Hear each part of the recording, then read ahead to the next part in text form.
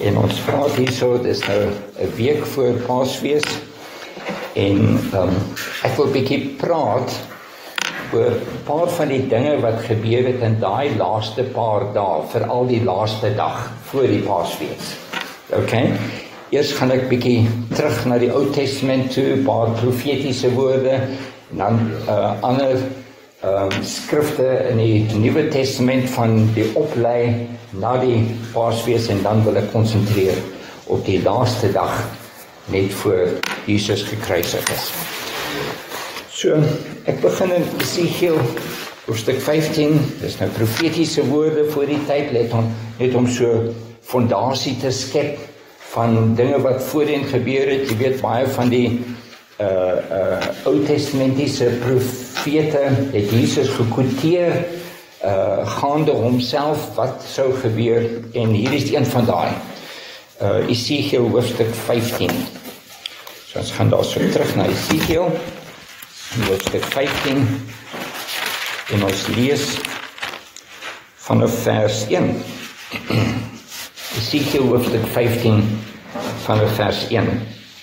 En die woord van die Here het tot my gekom en gesê: Mensekind, wat is die hout van die wingerdstok meer as al die hout? Die wingerdrank wat onder die hout van die bos is. Word daar hout van geneem om vir 'n stuk werk te gebruik? Of neem 'n mens daar 'n pen van om allerhande goed aan op te hang?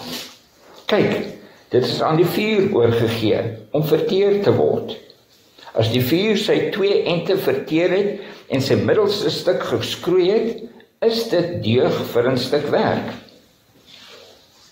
Kyk, toe dit heel was, kon daar niks van gemaak word nie. Hoeveel minder as die vuur dit verteer het en dit geskroei is, sal daar nog iets van gemaak kan word. Dis 'n vreemde stukkie. Is 'n vreemde stukkie, is nie 'n stukkie wat jy elke dag sou lees nie, en mens wonder, waaroor gaan hierdie? Nou ek gaan hom net daar so los. Onthou hierdie stukkie, die wingerdstok, jy kan dit vir niks gebruik nie. Dit is, as hy geskroei is, gebrand is, en 2 ente in die middel, wat kan jy daarvan maak? Okay, so onthou nou net daai. Ons gaan nou na die Nuwe Testament toe, en ons gaan na Johannes, hoofstuk 1. Johannes, hoofstuk 1. Julle sal net nou verstaan hoekom ek uit Esegiel gekwoteer het. Johannes, hoofstuk 1, en vers 1. Dit sê dan so: in die begin was die woord, en die woord was by God, en die woord was God. Hy was in die begin by God.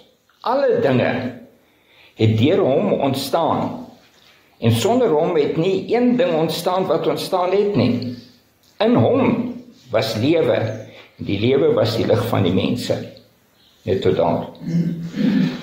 So die woord, as ons hier so lees van die woord, verstaan ons en praat nou van Jesus. Nee, Jesus is die woord van God. Die wonderlike ding is, in die begin was die woord. Is dit nie? So Jesus was daar in die begin, nog voor die aarde wêreld geskape was Jesus alreeds daar. Hy is die woord. En hy was by God en hy is God. En alle dinge het deur hom ontstaan. In ander woorde, hy was daar as die skepper. Daar's 'n interessante stukkie wat jy nie in die Bybel sommer maklik kan lees nie, maar in die Hebreëus is dit daar in daai eerste versie van Genesis. In die begin was God, en alles was deur hom geskape. Die woord daarso vir God is Elohim. En die woord in die Hebreëus sê Elohim Alef Taf. Dis interessant. Daai 2 letters, Alef Taf. In die Grieks sou dit sê Alpha en Omega. So Alef Taf is die eerste en die laaste letters van die Hebreëus. En daar's 'n ander plekkie wat praat, 'n profetiese woord in Sagaria wat dieselfde woord gebruik, Elohim Alef Taf, en dit praat van Jesus en sy kruisiging. So ons weet, dit praat van Jesus, hy was Alif-Taf, hy is die Alpha en die Omega, in Openbaring sê daar so, ek is die Alpha en die Omega. So ons sien daar so, in die begin was God, hoe groot is Jesus? Ek weet dat, ons kan hom amper nie eens beskryf nie, so groot is hy, nee. In die begin was hy, en alle dinge, vers 3, alle dinge het deur hom ontstaan. Hoe groot is Jesus? Ons kyk vers 14. En die woord het vlees geword, en het onder ons gewoon, en ons het sy heerlikheid aanskou, en heerlikheid soos van die eniggebore van die Vader, kom, vol genade en waarheid. So nou weet ons, hierdie woord waarvan hy praat, is Jesus, want hy het vlees geword. God, maar hy het vlees geword. Kan ek dit sê, wat in vernedering vir almagtige God, dat Gees is, om af te kom en vlees te word. En hy het dit doelgerig gedoen, hy het afgekom en vlees geword, uit Gees, almagtig, vol van die heerlikheid, kom hy en hy word vlees. Hy verneder homself. Nou as jy dink aan die storie van hoe hy vlees geword het, dan dink ons aan Christus fees, Kersfees, waar hy in 'n stal gebore is, van alle plekke. En sy ouers, aardse ouers, is arm mense. Hulle kon net bekostig om 2 duifies te bring vir offerande, wat vir die armste mense daar gesit is, dat hulle daarom 'n offerande kan doen. Hy word in 'n stal gebore, en die konings en die fariseërs, die leiers, die geestelike leiers van die tyd, kon dit nie verstaan, dat die Messias in so 'n arm huis groot geword het, en in 'n stal moes gebore word. Kyk hoe maak hy homself nederig, van almagtige God, in volle heerlikheid kom hy, en hy kom in 'n stinkende stal, word hy gebore, in 'n krib word hy neergelê, dis sy eerste bed. In Markus hoofstuk 6 lees ons waar Jesus nou in sy bediening al begin het, en ons lees vers 3, Markus hoofstuk 6 vers 3, en dit sê daar so, die vers 2, vind jy dat die fariseërs, die kerkleiers, om nou aanstoot geneem het op hom, en vers 3 sê, is hy nie die timmerman, die seun van Maria, en die broer van Jakobus, en Joses, en Judas, en Simon nie, en is sy susters nie hier by ons nie, en hulle het aanstoot aan hom geneem. Hulle kan nie verstaan, dat hierdie man, wat net 'n timmerman is nie, in 'n arm familie, eintlik 'n Messias is nie. Hulle het iets baie groter verwag, en hier kom hy, as 'n arm timmerman. Paulus skryf van hom, in Filippense, en nou gou oor na Filippense, in hoofstuk 2, skryf Paulus van Jesus, en hy sê so in vers 6, Filippense 2 vers 6 en 7, dit sê daar so, hy wat in die gestalte van God was, het dit geen roof geag om aan God gelyk te wees, maar homself ontledig deur die gestalte van 'n diensknegt aan te neem en aan die mense gelyk te word. Hy was gelyk aan God, hy is God, maar dit nie roof geag om van daai groot posisie af te kom. Nie net as 'n mens nie, maar as 'n diensknegt van die mens. Jy verstaan?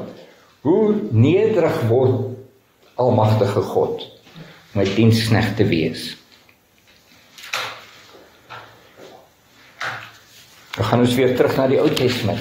Nog 'n profetiese boodskap oor die Messias, Jesaja, hoofstuk 49.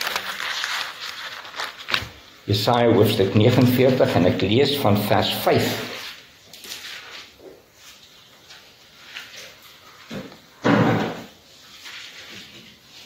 Die regte.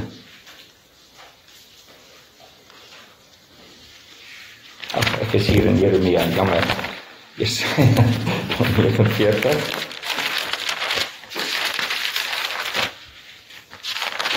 En vers 5.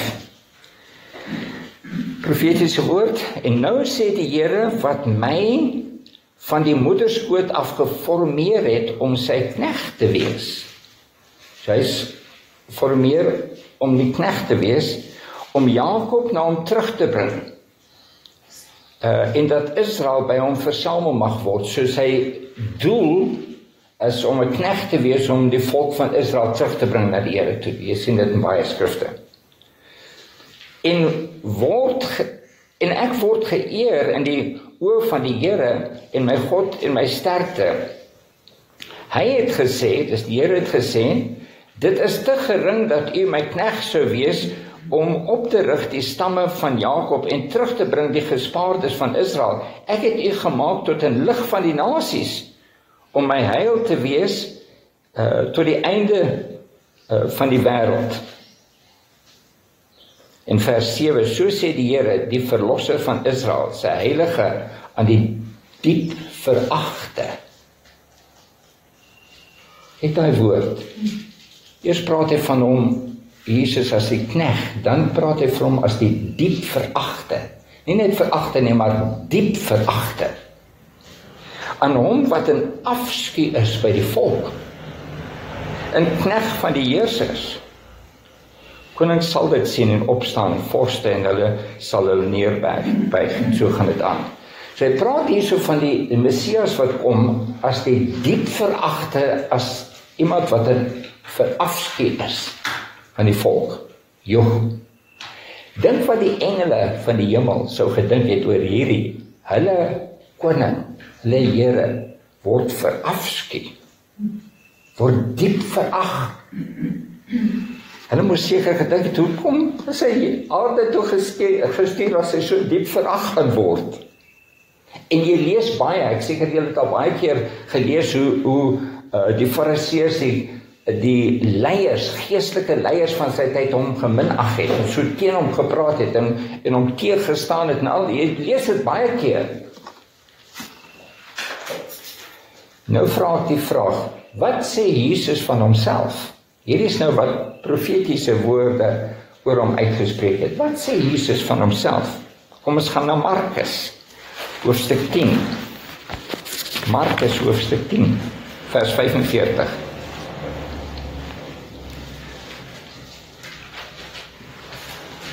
Wat sê Jesus van homself? Hier is deel van die uitspraak wat Jesus gemaak het, vers 45, praat Jesus van homself, want die Seun van die mens het ook nie gekom om gedien te word nie, maar om te dien en sy lewe te gee as losprys vir baie. Ek het gekom om te dien. Ek het nie gekom om gedien te word nie, ek het gekom om te dien. Hy kom as 'n diensknegt. Hy sê dit van homself. Johannes hoofstuk 5. Hier is ons iets anders wat Jesus sê van homself. Johannes hoofstuk 5 en vers 30. En dit sê hierso, Jesus praat van homself, ek kan uit myself niks doen nie. Jesus wat praat hierso. Ek kan uit myself niks doen nie. Soos ek hoor, oordeel ek. En my oordeel is regverdig, omdat ek nie my wil soek nie, maar die wil van my Vader wat my gestuur het. In ander woorde, waar Jesus kom as diensknegt, kom hy nie met sy eie slimheid nie. Hy luister en hy spreek wat vir hom gesê is. Wat die Vader vir hom sê, hoe hy gelei is deur die Heilige Gees, dit spreek hy. Hy maak homself uiters nederig. Hy doen nie sy eie wil nie. Julle onthou seker in Getsemane, waar Jesus so bid, dat die sweet soos bloeddruppels van hom af tap, en hy sê, Vader, nie my wil nie, maar u wil geskied. Julle het dit al gelees baie keer. Nie my wil nie, maar u wil geskied. Daar sien jy die denkpatroon van Jesus. Ek kom nie om my eie wil te doen nie, ek kom nie om myself te beskerm nie, om my eie gemaklikheid te doen nie, maar ek kom om u wil te doen. Ek is hier as 'n diensknegt. Johannes 6, vers 38. Johannes 6, vers 38. Ek gee hierdie, dat julle skrif op skrif op skrif op skrif. Dit is nie my idees nie, ek gee skrif. Johannes 6, vers 38. Want ek het uit die hemel neergedaal, nie om my wil te doen nie, maar die wil van hom wat my gestuur het. Ek meen, dit is sekerlik duidelik. Ek het nie gekom om my wil te doen nie. Hy kom nie as almagtige God nie. Hy kom as 'n diensknegt. Hy is almagtige God. Maar hy kom nie as almagtige God nie. Hy kom as 'n diensknegt. Nie om sy wil te doen nie, maar die wil van die wat hom gestuur het. Nou, gaan ons na Johannes hoofstuk 13. Johannes hoofstuk 13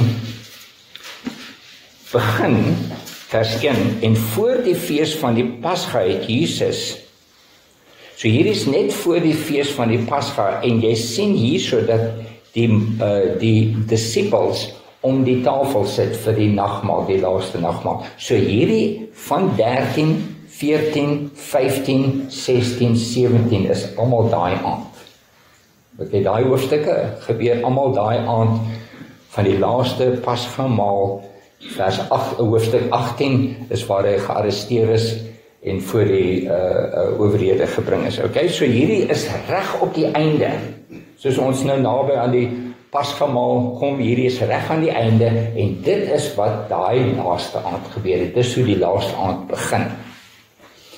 Voor die fees van die Pasga het Jesus, omdat hy wis dat sy uur gekom het, dis die eerste ding. Hy wis, wat beteken hy wis? Hy besef, sy uur het gekom. Nou kyk jy terug na al die profetiese uitsprake van Genesis reg deur die Ou Testament, wat sê wat Jesus, wat die Messias moet doen. Hy besef, hier is die uur. Hier is die tyd vir al daai profetiese uitsprake om waarheid te word.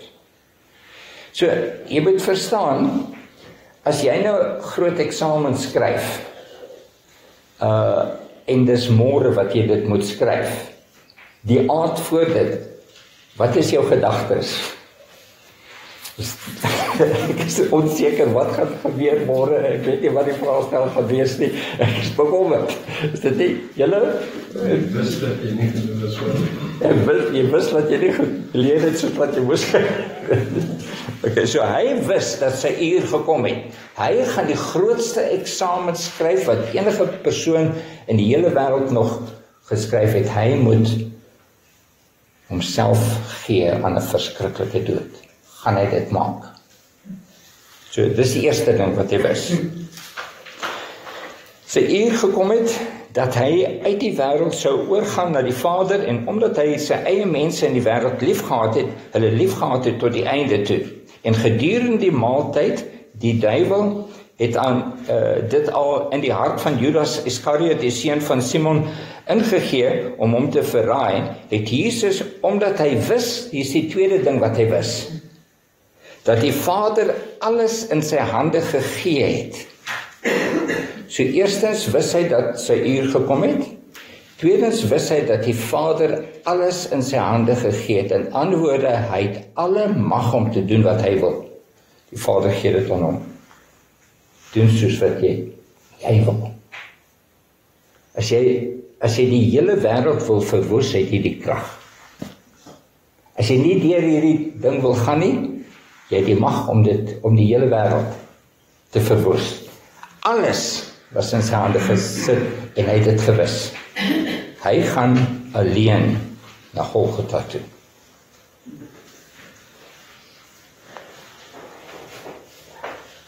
En hy wis dat hy van God uitgegaan het en na God heen gaan. In ander woorde, hy besef wie hy is. Ek is God almagtig.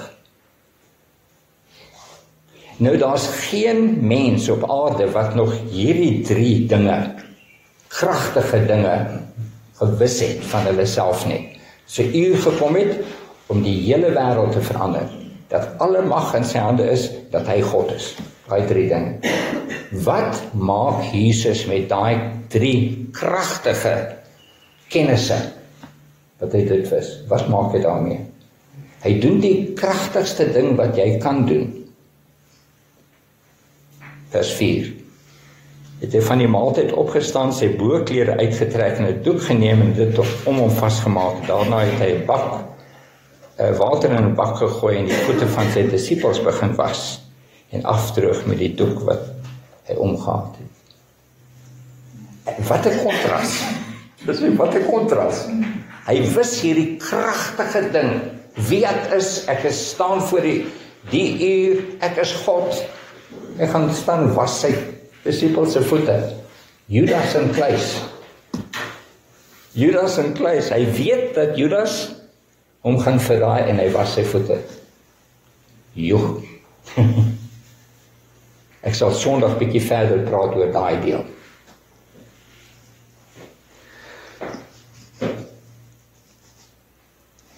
So, Jesus is net voor sy kruisiging en hy was voete, soos 'n diensknegt. Hy kniel daar voor elke disipel en hulle laat hom. Dis net Petrus wat sê nee, jy gaan nie my voete was nie. Jesus sê as ek nie jou voete was nie, kan jy nie deel word van my nie. Nee, Here, my voete en sommer my hande en my gesig ook. Jesus sê vir hom jou voete is genoeg. Dat hy dien hom as 'n diensknegt. Okay. Hoofstuk 13, hoofstuk 14 praat hy van die Heilige Gees wat hy gaan stuur. Hoofstuk 16 ook, maar ons kom hier so by hoofstuk 15. En nou onthou ons daai stukkie wat ek gelees het uit Jesegiel van die wynstok wat geen waarde het nie. Hoe begin hoofstuk 15? Onthou, Jesus het die Ou Testament goed geken. Hy het geken van Jesegiel, hy het hele klomp keer van Jesegiel gekwoteer en van Jesaja en Jeremia en baie van die profete het hy gekwoteer. Hy het dit geken. En wat sê hy? Ek is die ware wynstok. Hierdie veragte wat niks van homself kan doen nie, wat niks is nie. Ek is hierdie ware wynstok. Wow. En my Vader die landbouer, elke loot wat in my nie vrug dra nie, neem ek weg, en elke loot wat vrug dra, die maak hy skoon, sodat dit meer vrug kan dra. Julle is al reeds rein deur die woord wat ek tot julle gespreek het. Bly in my, soos ek in julle. So, ek is die ware wynstok. In ander woorde, hy spreek van homself as hy niks nie. Ek is net veragte niks nie. Ek doen niks uit myself nie. Alles wat ek hoor, dis wat ek doen.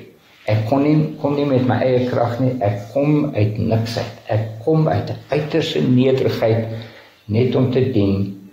Ek is net 'n wynstok.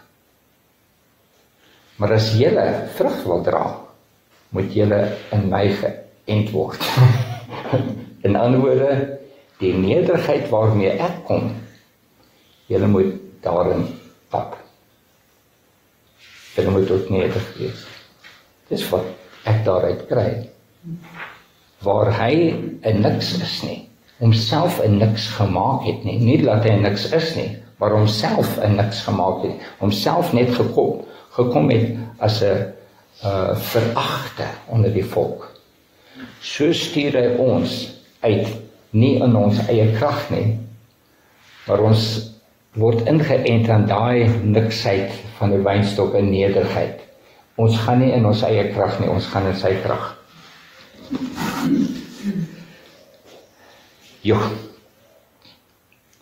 Vers 7, as julle in my bly, en my woorde in julle, sal julle vra net wat julle wil hê, en julle sal dit verkry. Vers 8, hierin is my Vader verheerlik, dat julle veel vrug dra, en julle sal my disippels wees. Hierin is my Vader verheerlik, dat julle veel vrug dra. Hoe dra ons vrug? Ons word geënt in daai wynstok, en daai niksheid, en daai nederigheid. Laat al die vloeistof wat in daai wynstok is, in en deur ons vloei en uitgaan. So die woorde wat ons praat is nie ons slimheid nie, is uit die Here.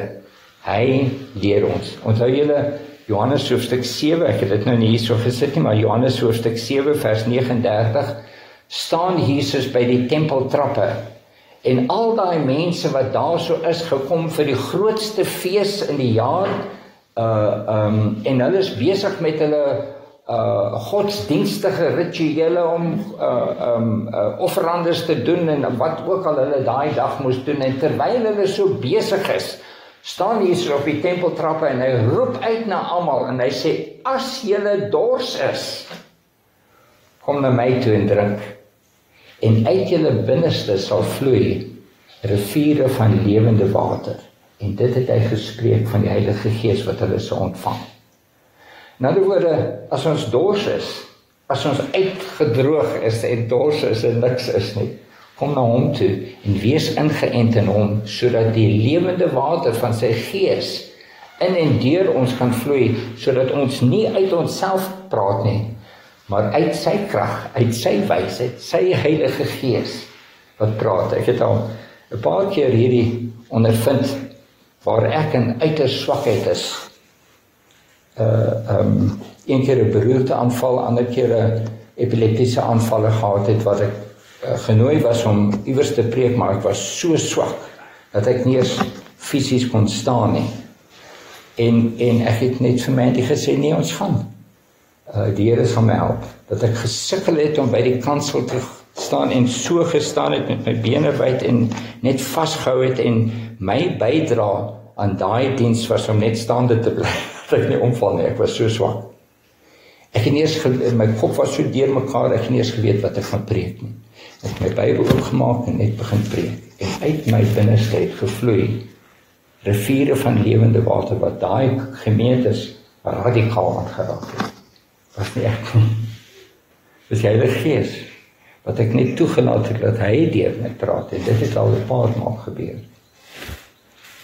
So ek sien hierdie krag van ingeënt word in ons swakheid, en ons niksheid, waar ek net sê, Here, is nie ek nie, ek kan hierdie ding nie doen nie, maar ek wil myself ingeënt hê in u krag, in u nederigheid, ek kom in nederigheid, ek kom in niksheid, spreek u deur my, geef my die wysheid, laat u Gees deur my praat, sodat dit mense se lewens sal verander. Paulus, en ek sluit met hierdie, Paulus praat hier so in 2 Korintiërs, hoofstuk 4. So ons verstaan uit hierdie profetiese woord uit Esegiel, die wynstok wat niks, die hout van die wynstok wat niks is in homself nie, maar hierso deur die Vader se wil in Jesus vervul word, waar hy as niks kom nie, en tog uit daai niksheid, uit die uiters gebrokenheid, waar hy verskriklik gegeesel is, tot die dood toe, getrou was as 'n diensknegt, waar hy die hele wêreld se lewens verander het, ons lewens verander het. Nou kom Paulus, 2 Korintiërs hoofstuk 4, vers 5 sê hy, want ons verkondig nie onsself nie, maar Christus Jesus as Here, en onsself as julle diensknegte om Jesus wil. Kyk hoe mooi is dit. Ons kom nie om vir julle te sê hoe goed ons is. Ons kom as diensknegte van die Here. Ons verkondig Jesus. Want God wat gesê het dat daar uit duisternis lig moet skyn, verwys terug na Genesis. Dit is hy wat in ons harte geskyn het om die verligting te bring van die kennis van die heerlikheid van God in die aangesig van Jesus Christus. So, net soos God in Genesis uit die duisternis gesê het, laat daar lig wees. En daar was lig. En ek het al baie vir mense gesê, wat is die vinnigste ding in die wêreld? Die duisternis wat vlug vir die lig. Die duisternis wat vlug vir die lig. Soos wat God gesê het, laat daar lig wees, vlug die duisternis. En daar's lig. Net op dieselfde manier wat God gespreek het uit die duisternis laat daar lig is, so spreek hy met ons. Die duisternis, die moeilike dinge in ons lewe spreek hy, laat die lig kom en die duisternis vlug. Vers 7. Maar ons het hierdie skat in aardekruike, sodat die voortreffelikheid van die krag van God mag wees en nie uit ons nie. In die Engels sê dit, we have this treasure in earthen vessels, that the surpassing greatness of the power may be of God and not from ourselves. So, hy praat hier van aardekruike. Wat is 'n aardekruik? 'n kleipot. 'n kleipot. Nou daar's baie mooi kleipotte en daar's ander net so mooi kleipotte. Maar vriende, ons is almal net kleipotte. Ons is breekbaar. Amen? Ons is breekbaar. Is dit bros of broos? Wat is die woord? Albei. Ons is bros. Maklik breekbaar. Iemand moet net vinnig ietsie sê wat ons ontstel het. Ons is net kleipotte. Maar die Here kies. Dan is dit 2 Korintiërs 1 en 2 sê daar so, die Here het doelgerig uitverkies die swakkes, dat hy hulle mag stuur om die evangelies. Hy het nie die slimmes gekies, daai slim fariseërs behalwe vir Paulus. Hy het vir Paulus gekies en weet jy wat het hy met Paulus gemaak? Hy was, toe hy tot bekering gekom het, toe wou die fariseërs hom doodmaak, toe was hy vlug vir sy lewe en hy het 14 jaar in die woestyn gespandeer. Dit het 14 jaar geneem om al daai slimheid uit hom te kry, wat hy geleer het by die beste Bybelkollege in die wêreld, onder Gamaliel. En toe hy daar openbaring gekry het van die Heilige Gees, kom hy terug na Petrus, Jakobus, Johannes, 3 vissermanne. En hy sê vir hulle, die Here het my hierdie gegee, mag ek asseblief hierdie dinge preek? Hy kom in nederigheid terug. Want die Here kan nie die slimheid gebruik nie. Hy gebruik die nederigheid, die stikkendheid, die droë wynstok wat ingeënt is aan hom, sodat al die krag van hom afkom en nie van onsself nie. So hier sê ons het hierdie skat in aardekruike. So in hierdie aardekruike wat hier so voor my sit en wat voor julle staan, gewone mens, gewone boere mens. Binne-in. Doen hy wat? Hy sit 'n skat daar so. 'n deposito, daai mosterdsaadjie plant. Daai bietjie wat is die ander een,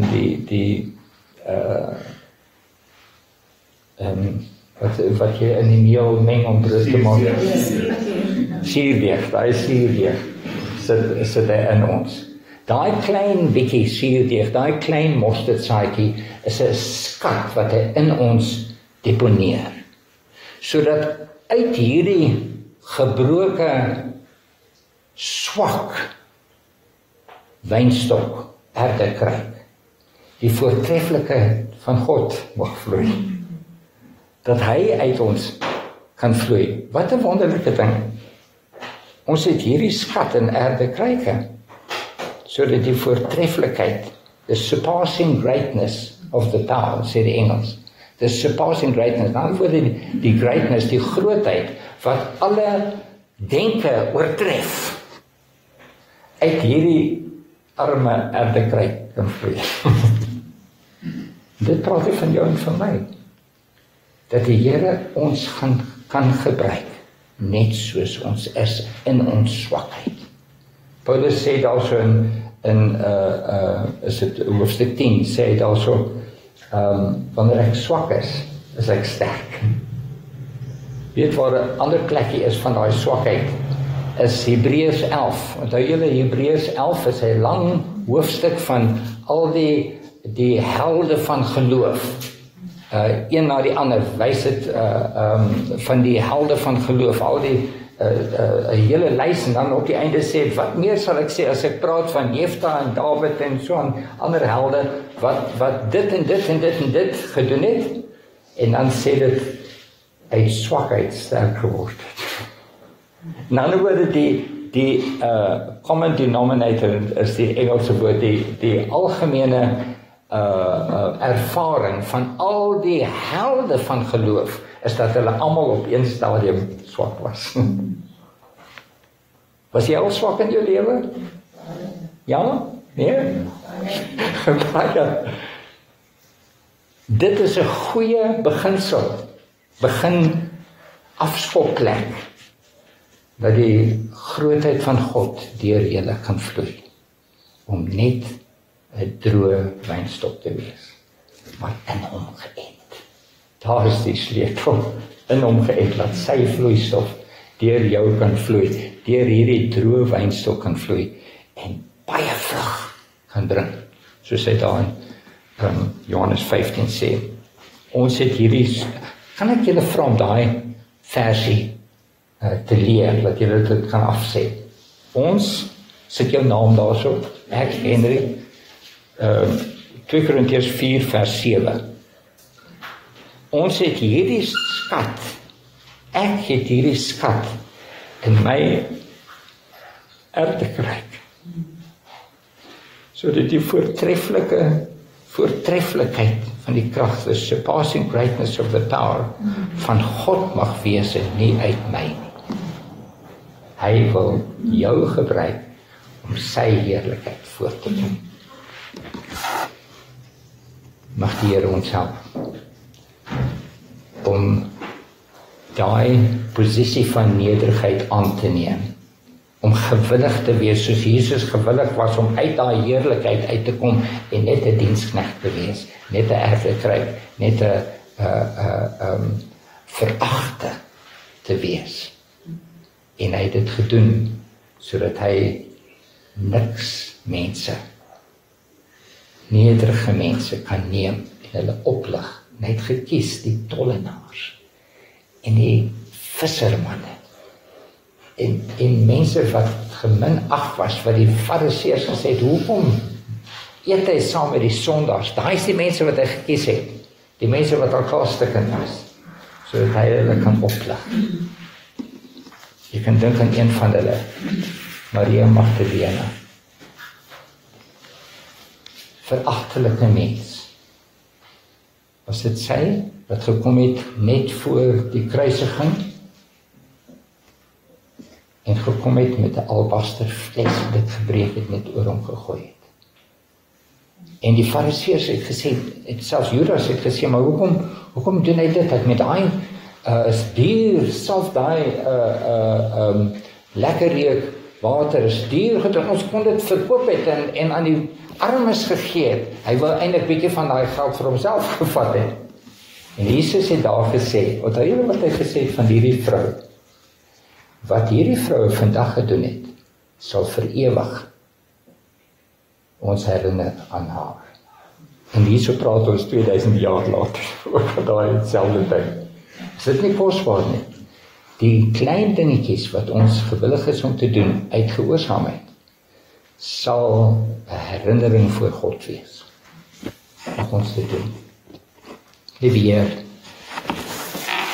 dankie dat U hierdie erfdekryk gebruik. Ons gewone mense gewillig is om te gebruik. En 'n plekkie te maak dat ons in daai lewegewende wynstok geënt kan word, sodat ons baie vrug kan dra. Help ons, liewe Heer, waar ons nou in die volgende paar dae dink aan die nagmaal, aan die Paasnaweek, aan die kruisiging, aan die opstanding, dat ons kan besef dat U Uself gegee het in gebrokenheid, sodat ons in dieselfde pad kan stap. Dankie, Vader. Amen.